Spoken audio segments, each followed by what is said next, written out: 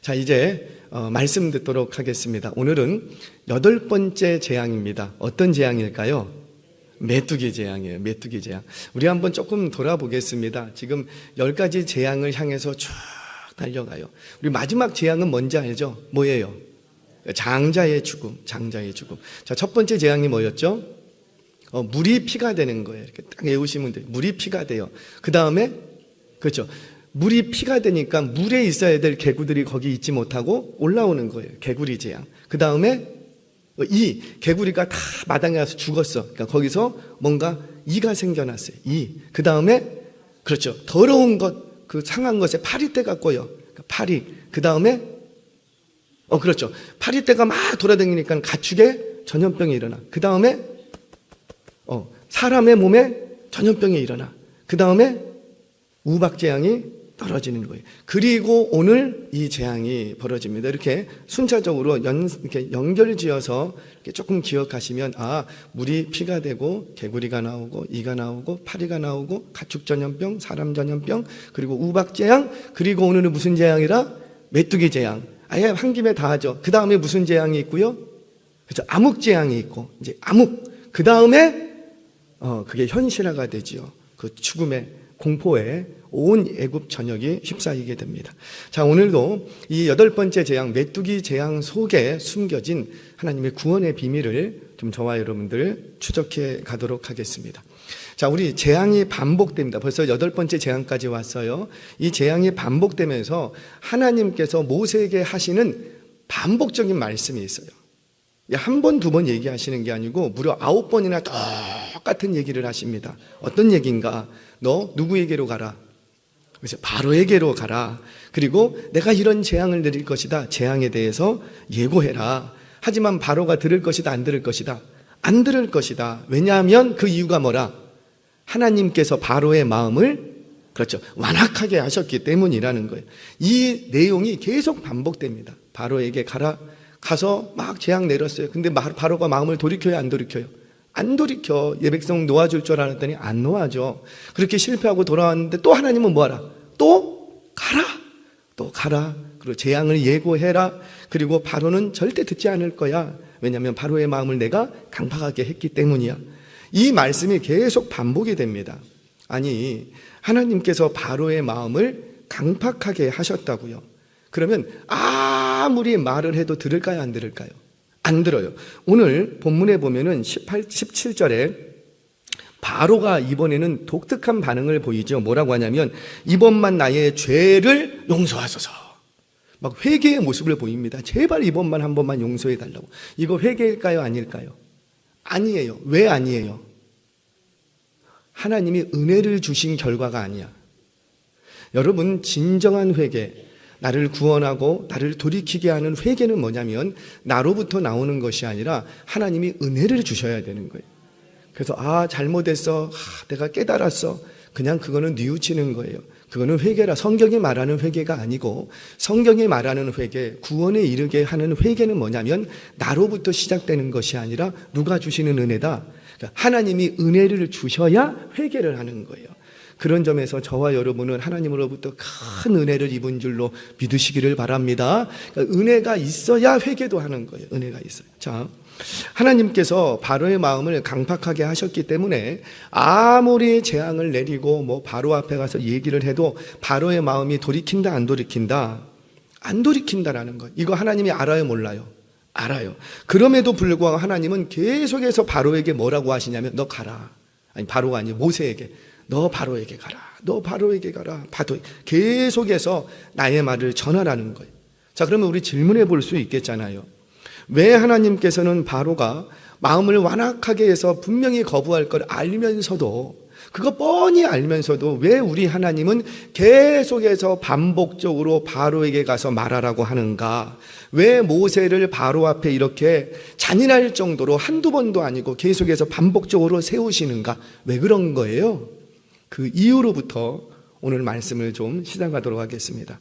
자, 왜 이렇게 반복하시는가? 그 이유를 좀 찾겠습니다. 1절, 2절 말씀 같이 읽겠습니다. 시작. 여호와께서 이르시되 바로에게로 들어가라. 내가 그의 마음과 그의 신하들의 마음을 완강하게 함은 나의 표징을 그들 중에 보이기 위함이며 내가 애굽에서 행한 일들 곧 내가 그들 가운데서 행한 표징을 내 아들과 내 자손의 귀에 전하기 위함이라. 너희는 내가 여호와인 줄 알리라. 아멘. 자, 잠깐만 자막을 띄워놔 주세요.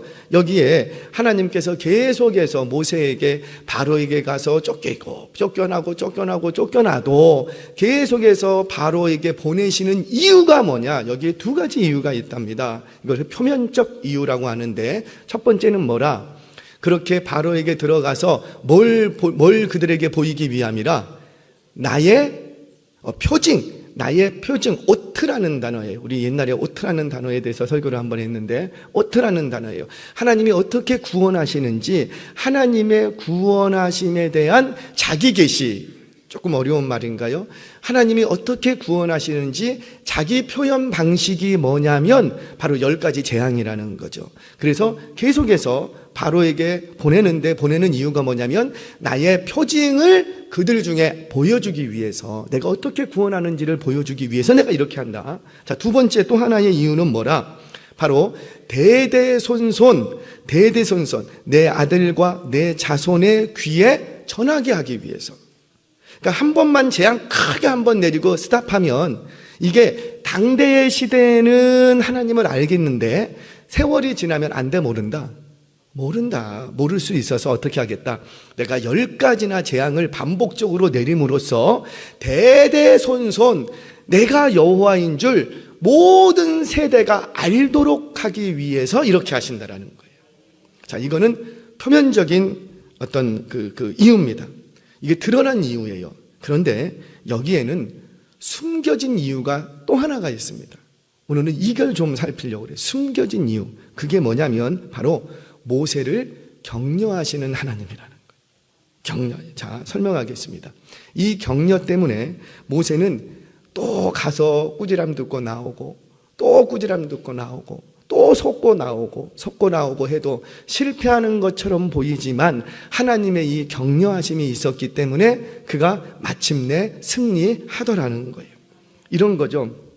너가 나의 명령을 순종해서 바로에게 나아가도 너는 실패할 거야. 왜? 누가 마음을 강팍하게 했으니까. 그렇죠. 하나님, 내가 마음을 강팍하게 했으니까 너가 아무리 가서 나의 말을 전하고 거기에서 온갖 이적과 기적을 베풀어도 바로는 너를 거부할 거야. 그러니까 너는 실패할 거야. 그런데 괜찮아. 실패해도 낙심하지 말라는 거예요. 괜찮다라는 거예요.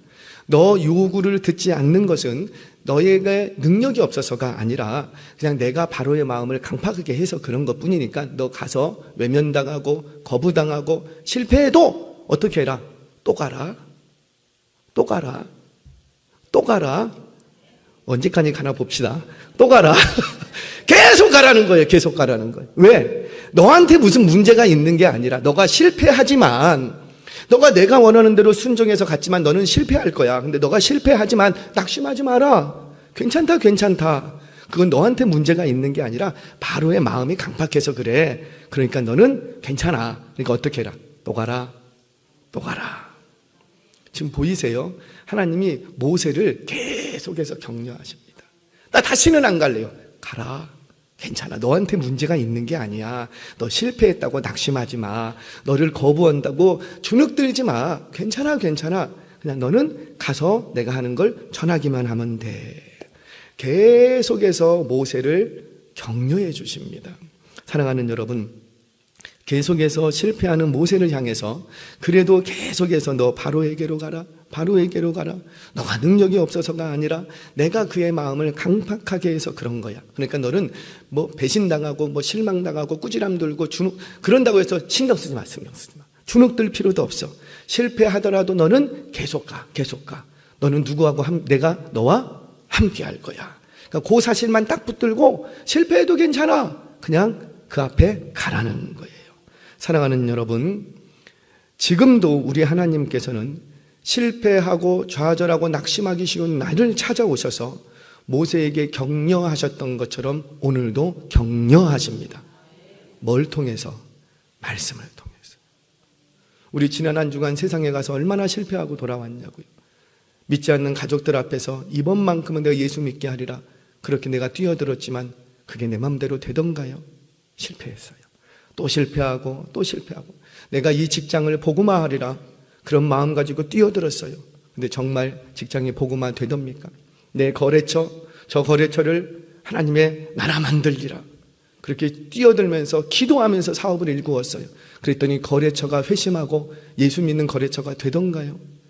자녀들을 향해서 너 이렇게 하면 안 돼, 정말 예수 잘 믿어야 돼, 그리고 설득하고 교회에 앉혀놨더니만 도망가고, 교회에 앉혀놨더니만 도망가고. 항상 실패하는 것 같아. 그런데 괜찮답니다. 오늘 실패해도 내일 또 그 자리로 가라는 거예요. 실패했던 직장의 자리, 이번 주에도 또 달려가시길 바랍니다.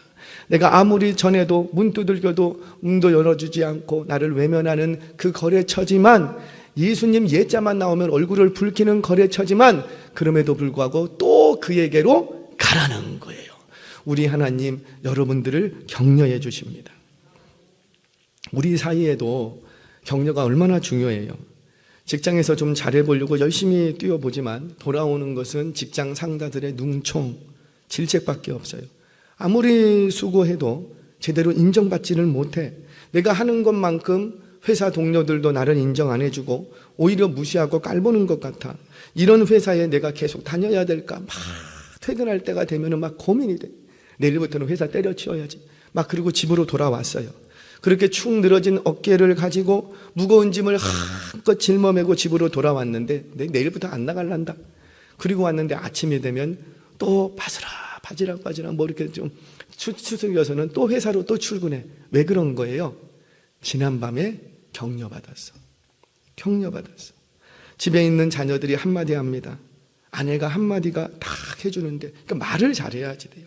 말만 잘해도 우리는 다시 시작할 수 있다니까요. 돈이 있어야 다시 시작하는가? 아니랍니다. 말만 잘해도, 그 말 한마디만 잘 들어도 우리는 다시 시작할 수가 있는 거예요. 그렇게 쭉 늘어진 어깨를 가지고 내가 때려쳐야 되나? 다른 일을 찾아야 되나? 내 적성에 안 맞는갑다. 그런 마음이 들 때 있어요, 없어요?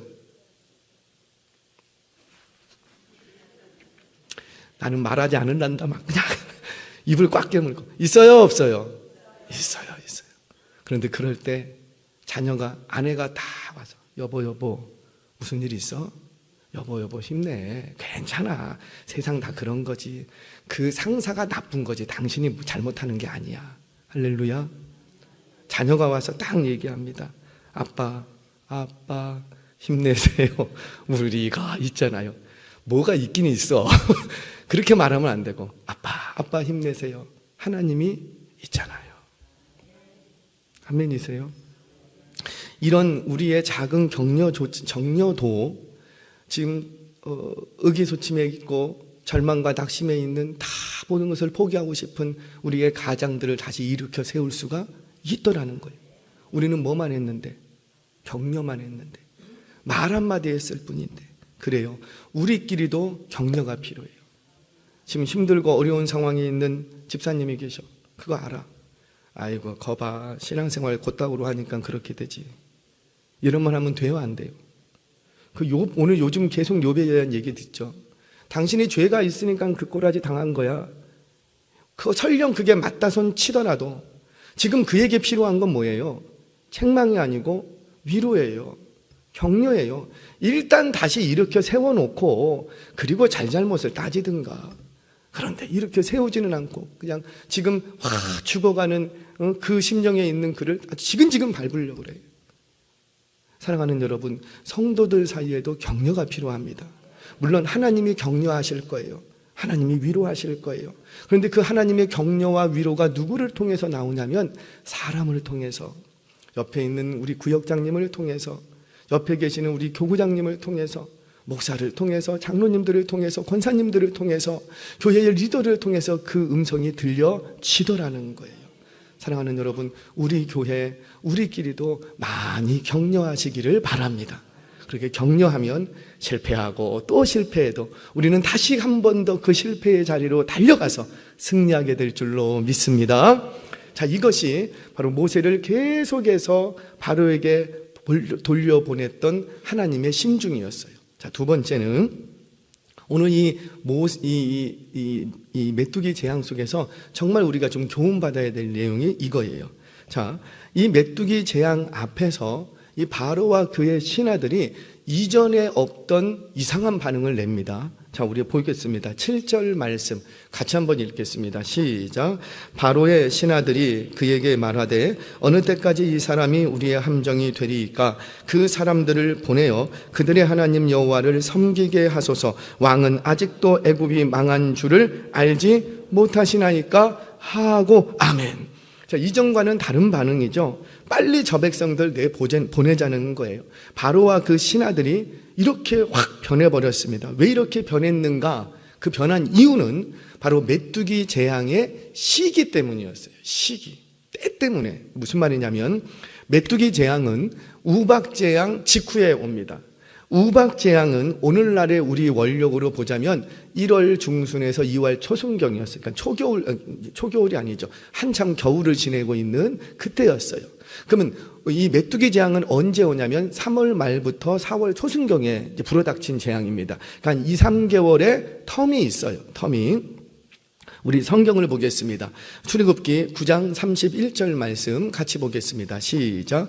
그때는 보리는 이삭이 나왔고 삼은 꽃이 피었으므로 삼과 보리가 상하지 아니하였으나 아멘. 그러니까 보리는 뭐냐면 애굽에서 그 주로 짐승들의 먹이가 되는 게 보리입니다. 보리는 애굽에서 주로 주 음료인 그 맥주의 음료, 맥주의 그 주 원료가 되지요. 또 보리는 밀보다는 먼저 여물기 때문에 보리 추수가 밀 추수보다 조금 더 앞서서 일어납니다. 이스라엘 땅, 팔레스틴 그 땅에도 보리는 밀보다 먼저 추수하는데 보리는 밀보다 값이 싸. 그래서 가난한 사람들이 주로 먹던 음식이 보리빵이었어요. 보리빵. 또 린넨 소재죠. 이 삼은 애굽에서 주로 사용되는 의복의 재료예요. 그래서 애굽 땅에는 여러 종류의 삼들을 많이 재배를 합니다. 지금 뭘 얘기하냐면 이 삼과 보리는 이 애굽인들에게는 보편적이고 일반적인 작물이었던 거예요. 이게 필수 작물이라는 거예요. 필수 작물. 그런데 이 작물이 우박 재앙에 완전히 초토화돼 버립니다. 없어져 버립니다. 자, 그리고 또 성경을 읽겠습니다.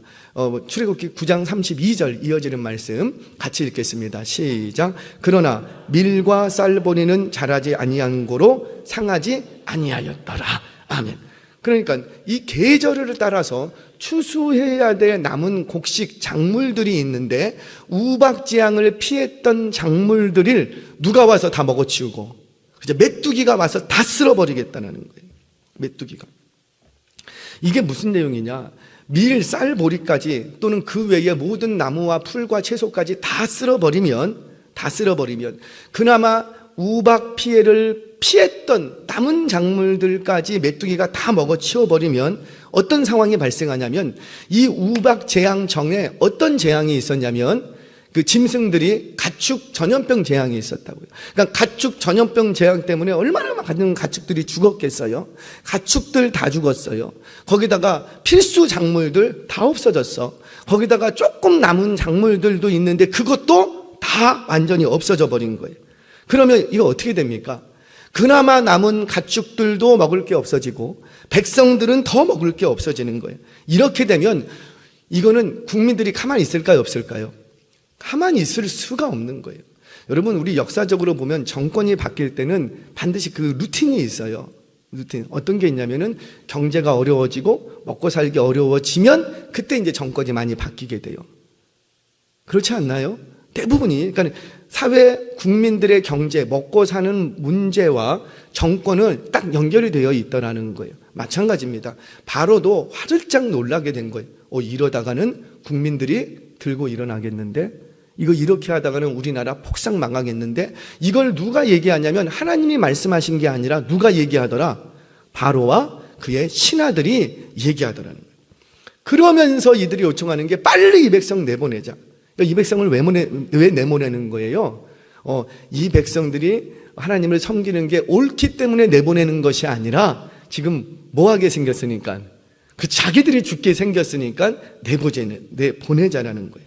자, 여기까지는 좋아요. 여기까지는 이전에 없었던 겸비한 모습이에요. 여기까지는 좋은데 문제는 뭐냐면 이 다음부터 생깁니다.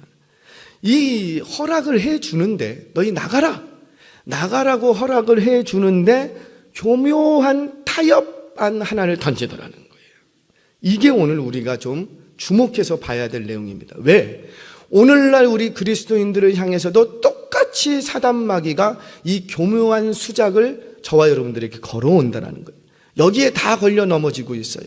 자, 우리 정신 바짝 차리고 마귀 사탄, 이 바로가 내밀었던 타협안이 먼저 한번 보겠습니다. 자, 우리 8절 말씀 같이 한번 읽겠습니다. 시작. 모세와 바로에게로 다시 데려가니 바로가 그들에게 이르러 가서 아멘. 그래요.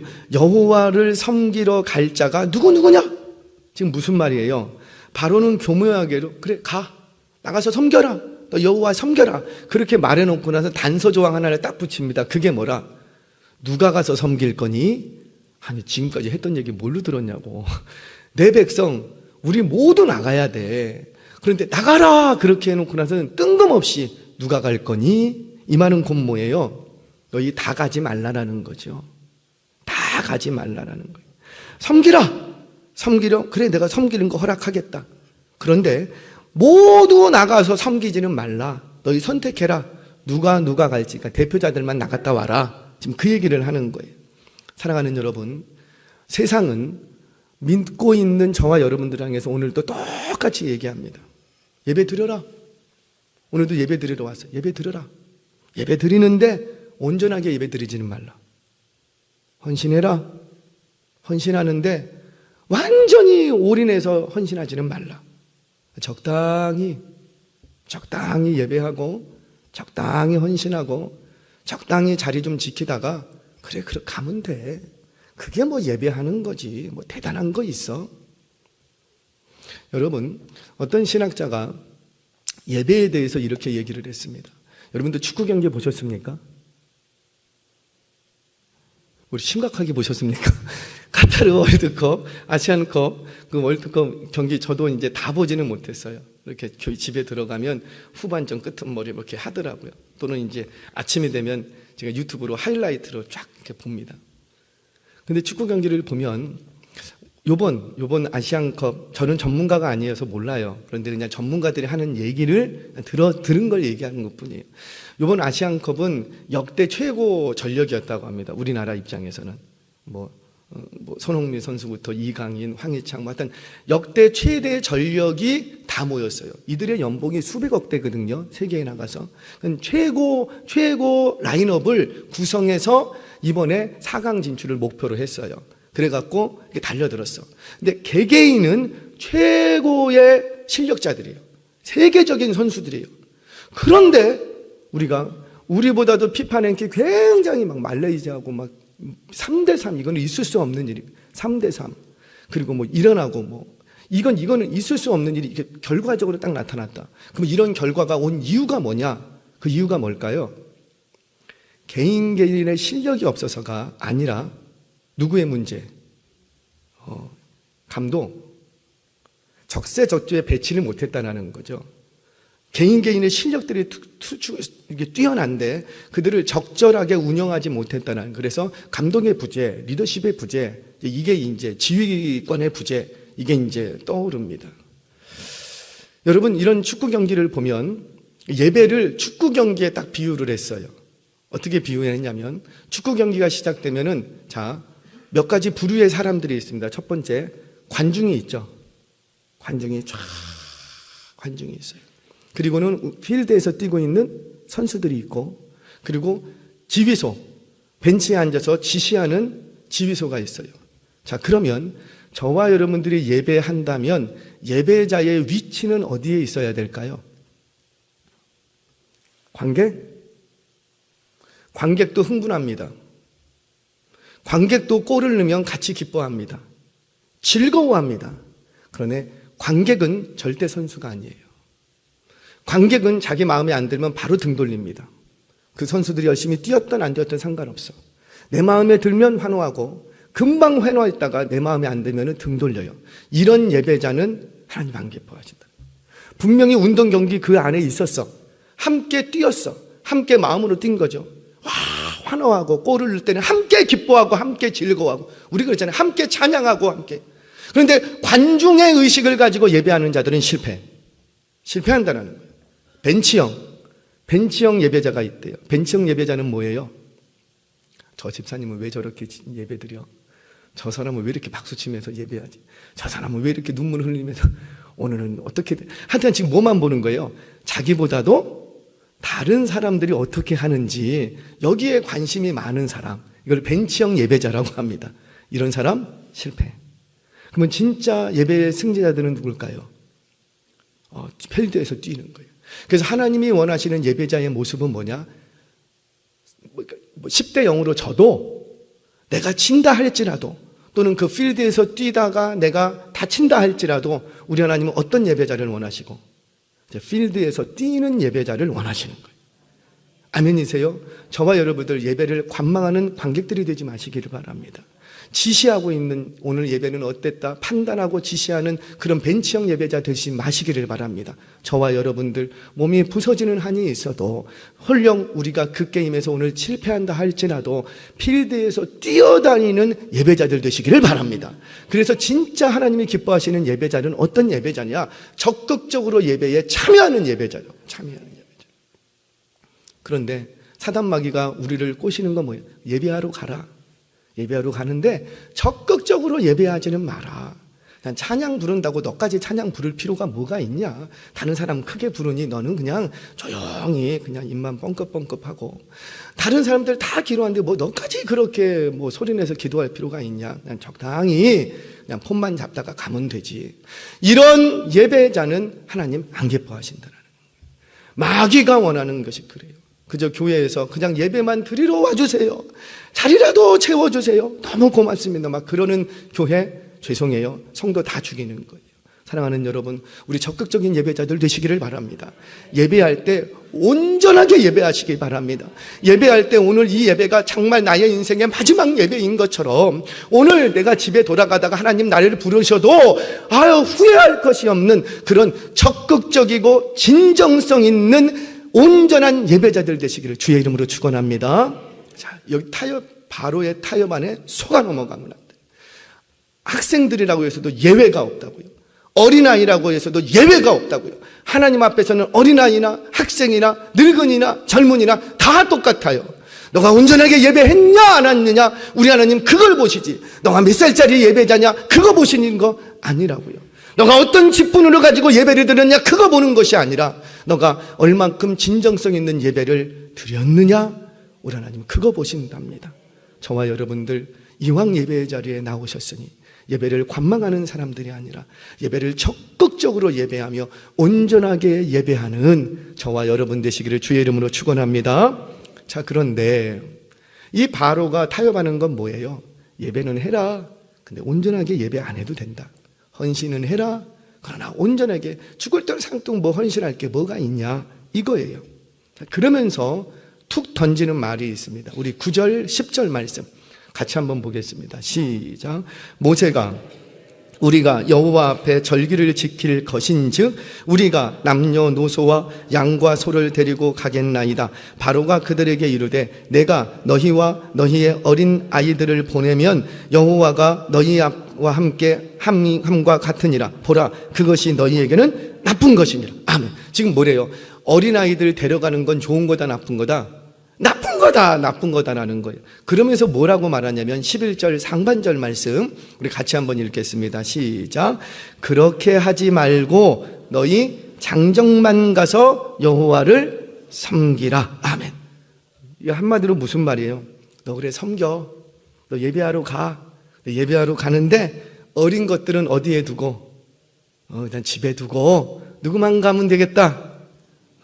장정만 가. 어른들만 가. 우리 조금 생각을 바꿨으면 좋겠어요. 제가 우리 청년들이나 우리 학생들을 보면서 느끼는 게 저들이 믿음이 없는 건 아니에요. 근데 믿음이 없는데 왜 저녁 예배 시간에 어른들만 오는가? 왜 그런 거예요? 어른들만 가는 시간으로 생각을 하는 거예요. 금요 예배에 왜 젊으신 분들이 안 오는가? 왜 안 오는 걸까요? 그분들이 믿음이 없어서가 그게 아니에요. 근데 그 시간은 누구만 간다고 생각하는 거예요? 그냥 어른들만 간다. 이렇게만 생각을 하는 거예요. 사랑하는 여러분, 그거 아니랍니다. 지금 바로가 모세에게 타협안을 제시하는 게 뭐냐면, 너 섬겨라. 섬기는데 애들은 두고 가라. 너희 집안의 대표만 섬겨라. 너 부모만 잘 믿으면 되지. 뭘 애들까지 그렇게 하냐. 지금 그 얘기인 거예요. 우리 그러지 않습니까? 아들에게 아들아 엄마가 기도할 테니까 너는 뭐 하고? 아들아 엄마는 기도할 테니까 너는 공부나 하고, 엄마가 열심히 봉사하고 헌신할 테니까 너는 공부나 하고. 이거 아니라는 거예요. 우리 여기에 다 속아 넘어갑니다. 불과 수년 전까지만 해도 전 책망하고 싶은 마음이 아니에요. 시대가 그렇게 흘러가고, 그러니까 우리가 수용할 부분은 수용하되 본질은 잃어버리지 말라는 의미에서 얘기하는 거예요. 절대 상처받지 마시기 바랍니다. 우리 얼마 전까지만 해도 주일날 공부했어요, 안 했어요? 안 했어요. 공부 안 했어요. 내일 월요일날 시험이어도요, 주일날 공부 안 했어요. 그럼 언제 공부했어요? 토요일까지 공부했어요. 토요일까지 공부하고 토요일날 날을 세워서라도 숙제 다 해놓고 시험 준비 다 끝내놓고 주일날은 공부도 안 했어요. 학원 안 가. 못 가는 게 아니고 안 가. 그게 여러분들의 신앙이었어요.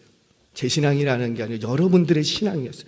여러분들 지금 이 자리에 계신 여러분들은 다 그런 시대를 지나오셨어요. 그렇게 신앙생활을 하셨어요. 그렇기 때문에 어떻게 해요? 지금 이렇게 신앙을 잘 지키고 계시는 거예요. 그런데 언제부턴가 교회조차도 그냥 학원 가는 게 마땅해. 시험 기간이면 애들이 안 오는 게 당연해. 아이고 목사님, 시험 기간에는 애들 안 옵니다. 그거 모르세요? 저도 알아요. 그러면 어떻게 해야 돼요? 안 오는 게 당연하지라고 받아들여야 될까요? 아니면 올 수 있도록 구조적으로 바꿔줘야 될까요? 올 수 있도록 좀 뭔가 우리가 더 노력을 해야죠. 옛날에는 그런 노력을 안 해도 애들이 왔어요. 옛날에는 그런 노력을 안 해도 아이들이 왔다니까요. 근데 지금은 우리가 조금 더 노력하지 않으면 아이들이 못 온다니까요. 그러면 어떻게 해야 돼요? 어떻게 해야 아이들이 올 수 있을까?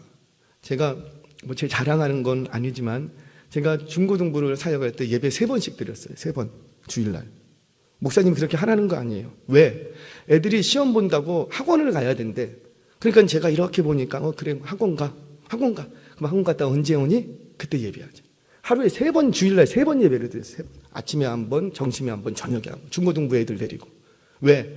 이 아이들이 학원을 어쩔 수 없이 가야 돼. 그러니까 고민하게 되는 게 어쩔 수 없이 가야 된다. 정말 안 가야 되는 게 마땅하는데 안 가게 해야 될 것 같은데 안 가게 하려는데 나에게는 힘이 없어. 그러니까 방법은 뭐예요? 올 수 있는 자리, 구조를 만들어주는 것밖에 없는 거예요. 그렇게 예배해요.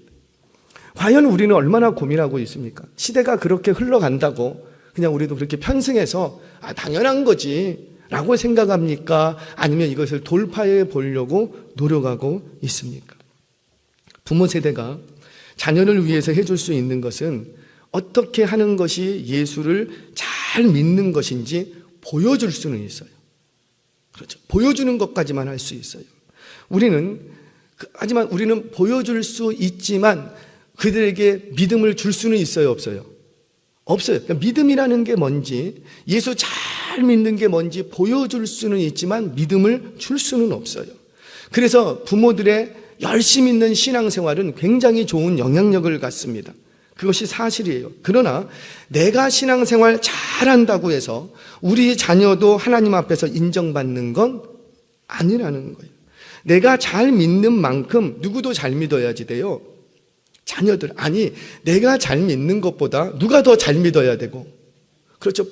자녀들이 더 잘 믿기를 원하는 게 우리 마음이라고요. 그래서 여러분, 우리 신앙생활, 특별히 다음 세대를 향한 신앙생활의 목적은, 핵심은 딱 하나예요. 누가 뭐래도 예수님 만나는 거예요. 모든 신앙교육의 프로그램, 모든 행사와 이벤트부터 시작해서 모든 신앙의 모든 모임의 핵심, 먹을 거 하나를 먹더라도 모두 왜 먹냐? 왜 먹냐? 우리가 모여서 왜 이런 다과를 나누고 왜 이런 게임을 하고 왜 우리가 이렇게 놀러 다니고 왜 이렇게 여행을 가고 왜 하느냐? 목적은 딱 하나예요. 목적. 우리끼리 잘 지내보자. 우리끼리 친해지자. 죄송해요. 그거 아니라고요. 방향이 잘못됐어요. 우리끼리 친해지는 게 아니고 누구와 친해지도록? 그죠? 하나님과 친해지도록 오늘 우리가 같이 먹어주는 거예요. 이 아이가 하나님과 친해지도록 우리가 이런 행사를 마련해 주는 거예요. 그러니까 모든 다음 세대에 대한 신앙교육의 포커스, 목적과 방향성은 어디에 있어 있느냐면 오늘 이 아이들이 예수님을 만나느냐 못 만나느냐에 있다는 거예요. 그게 우리의 신앙교육의 핵심이 되어야 됩니다. 우리가 만나게 할 수는 없어도 만날 수 있는 길은 만들어줄 수 있잖아요. 길은. 그래서 부모 세대는요, 믿음의 길을 길을 내는 사람들이에요. 왜? 우리가 먼저 와봤으니까, 길을. 우리 다 알지 않습니까? 우리 한번 솔직히 고백해 보자고요. 여러분들, 우리가 예수님 만날 때 어떻게 만났어요? 언제 만났어요? 어디서 만났어요? 성경 구절 암송하다가 만났습니까? 공과책 풀다가 만났습니까? 솔직히 아니잖아요. 여러분들이 언제 하나님을 만났냐고요?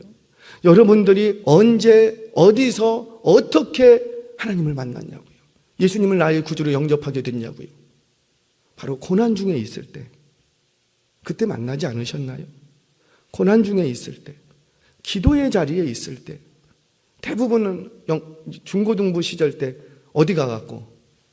수련회 가서, 저는 그래서 지금도 수련회에 목숨 겁니다. 정말 마음을 막 쏟아붓고 싶어요. 목회 그만하고 수련회에 완전히 몰입을 하고 싶어. 왜? 이 아이들을, 중고등부 아이들은 이때 예수님 못 만나면 사실 교회에서 평범한 예배 속에서 만나기가 쉽지가 않아요. 여기서 승부처를 걸어야지 되는 거예요. 승부처를.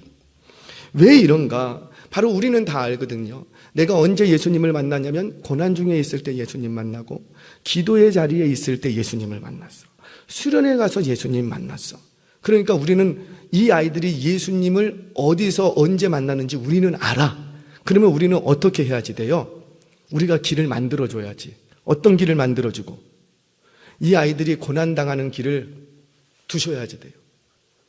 왜? 고난을 당해야 누구를 만나니까? 예수님 만나. 그런데 우리 부모님들은 그렇게 못해. 너는 고난당하지 마. 내가 모든 고난은 당할 테니까 너는 고난당하면 안 돼. 그러면 예수님을 만날 여지가 있을까요? 없을까요?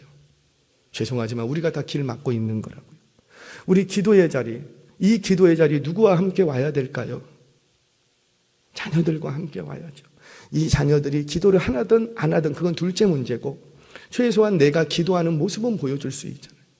금요일 날 밤에 이 강단에 올라와서 이렇게 보면 자녀를 끌어안고 기도하는 어머니가 계세요. 한번 보시라고요. 그 자녀 반드시 예수님 만납니다.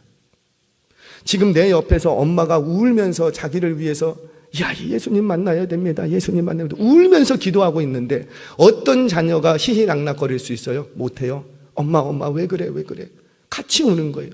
같이 울다가 누구를 만나고? 예수님 만나는 거예요. 그런데 우리는 다 어때? 기도하는 자리는 내가 가서 기도할 테니까 너는 그저 공부나 얼마나 피곤해. 자, 쉬어. 내가 울면서 기도할 테니까. 죄송해요. 울며 기도하면 여러분들의 신앙은 아름다워집니다. 그러나 그렇게 했다고 해서 자녀들에게도 신앙이 있을 거라고 확신하지 마시라는 거예요. 그러면 우리 어떻게 해야 될까요? 우리가 그 기도의 자리에 누가 먼저 나와야지 되고, 내가 먼저 나와야 돼.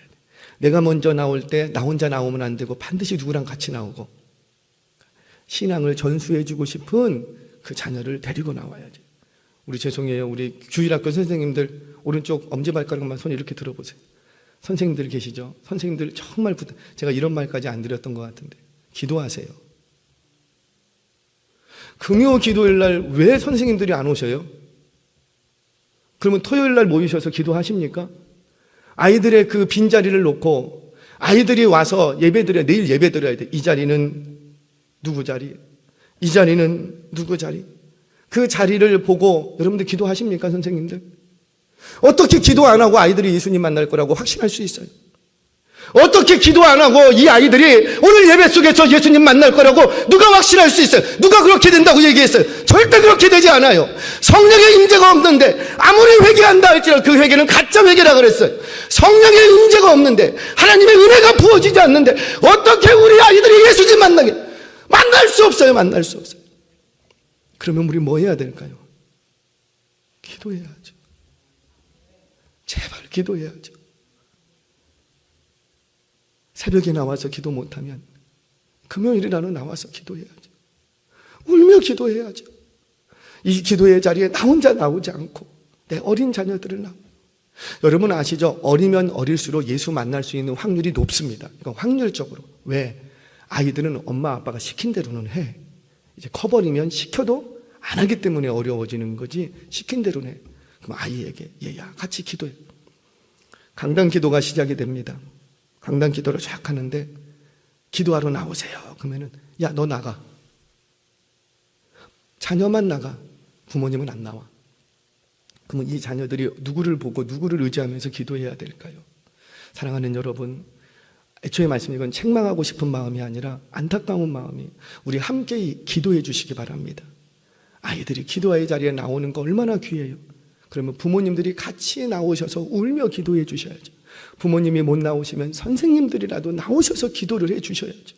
금요일마다 이 주일 학생들을 붙들고 우리 교역자들, 정말 이 아이들이 내게 맡겨주신 영혼이라면 이 아이들을 붙들고 기도해야죠. 기도해야죠. 기도하고 그렇게 내가 함께 울고 몸부림치면 반드시 우리 자녀들 하나님 만나게 될 줄로 믿습니다. 반드시 기억하세요. 목 놓아 우는 만큼 예수님을 만나게 되는 거예요. 말씀을 정리합니다. 사랑하는 여러분, 우리 자녀들 예수님 믿게 해주자고요. 구원 얻을 수 있는 길을 만들어 주자고요. 길을. 그 길은 뭐예요? 어찌하든지 예배의 자리에 올 수 있도록, 오고 싶어지도록 길은 만들 수가 있잖아요. 기도의 자리에 오고 싶고, 찬양의 자리에 오고 싶고, 오고 싶을 정도로 우리가 만들어줄 수는 있잖아요. 저와 여러분들, 우리 부모 세대가, 우리 선생님들이 예수님을 만날 수 있는 통로가 되어주시기를 바랍니다. 그래서 부모가 필요하고, 그래서 영성 있는 선생님들이 필요한 거예요. 교회 선생님들이 먼저 예배자가 되십시오. 너 예배해. 너 그렇게 예배하면 되겠어. 그게 아니라 어떻게 예배하는 게 진짜 예배인지 선생님들이 보여주시라고. 우리 예수님 그렇게 하셨잖아요. 예수님 뭐가 기도인지, 뭐가 전도고, 뭐가 예배하고, 뭐가 하나님을 경외하는 건지 이 제자들에게 일일이 말하는 것이 아니라 삶으로 보여주셨잖아요. 보여주셨잖아요. 우리 선생님들 그거 하라고 선생님들의 자리에 두셨다고요. 청년 선생님 여러분, 청년 선생님들은 얼마나 좋은지 몰라요. 왜? 아이들은 청년 좋아해요? 아저씨 좋아해요? 청년들을 좋아해요. 얼마나 조건이 좋아요. 그러면 저 아이들은 내가 가만히 있어도 나를 좋아한다니까요. 그런데 그 좋아하는 선생님이 자기를 위해서 울며 기도해 보라고. 그 좋아하는 선생님이 자기를 놓고 진짜 울면서 기도해 보라고요. 그러면 그 모습 보고 그 아이가 교회 떠나겠습니까? 예배의 자리에 안 오겠습니까? 기도의 자리에 안 오겠습니까? 우리의 다음 세대, 분명한 신앙교육의 목적은 딱 한 가지라 그랬어요. 어떻게 해야지 예수님 만날 것인가? 그래서 우리의 모든 예배의 자리, 모임의 자리는 성령의 임재가 목적이 되어야지. 성령의 임재가 있으면 예수님 만납니다. 더 이상 우리 사단 마귀에게 자녀들을 빼앗길 수 없습니다. 너 예배의 자리에 자녀들은 집에 두고 장정만 가라, 장정만 가라, 이 말에 속아 넘어가시면 안 된다는, 다음 세대를 살리기 위해서, 그 시대 그들의 믿음과 신앙을 지켜주기 위해서 우리 부모 세대가 먼저 믿은 우리가 피 흘리기까지 영적 싸움을 각오하시기를 바랍니다. 그렇게 할 때 우리 자녀들은 우리보다 더 믿음 좋은 신앙의 믿음의 세대로 일어나게 될 줄로 믿습니다. 이런 믿음의 계보를 만들어가는 여러분들의 가정과 우리 교회 되어지시기를 주의 이름으로 축원합니다.